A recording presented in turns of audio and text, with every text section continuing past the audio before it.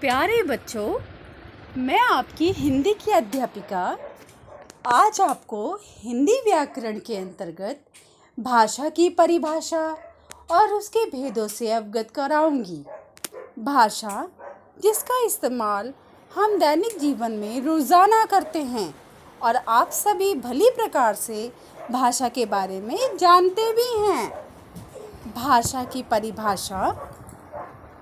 भाषा वह साधन है जिसके द्वारा हम सभी मनुष्य अपने भावों, अपने विचारों को दूसरों तक पहुंचाते हैं तथा दूसरों के भावों को और उसके विचारों को ग्रहण भी करते हैं।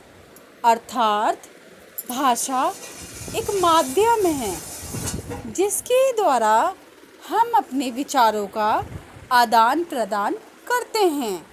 भाषा का इस्तेमाल हमारे जीवन में अनिवार्य है। अब भाषा के कुछ भेद हैं जो दो प्रकार के हैं। भाषा के प्रकार दो हैं। पहला, मौखिक भाषा। मौखिक भाषा उस भाषा को कहते हैं जिसमें मुख से उच्चारित भाषा या बोले जाने वाली भाषा मौखिक भाषा कहलाती है। इसके अंतर्गत मैं आपको कुछ उदाहरण दूंगी बच्चों, जैसा कि दादी माँ ने कहानी सुनाई।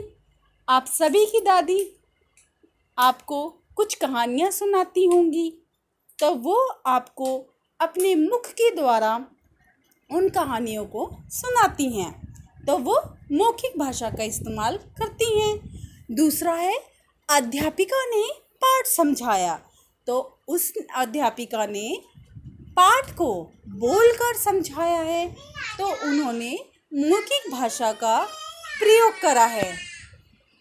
दूसरी भाषा है लिखित भाषा।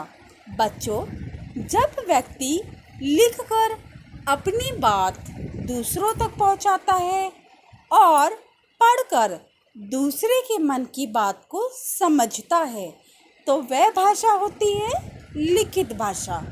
इसके अंतर्गत कुछ उदाहरण इस प्रकार है। पहला, नमन ने निबंध लिखा। नमन ने निबंध लिखा। दूसरा है, नेहा पत्र लिख रही है, तो नेहा लिखित भाषा का इस्तेमाल करके पत्र लिख रही है। इस प्रकार बच्चों, आज मैंने आपको भाषा की परिभाषा और भाषा के दोनों भेदों के बारे में बताया है। आशा करती हूँ कि आप इसे समझ चुके होंगे।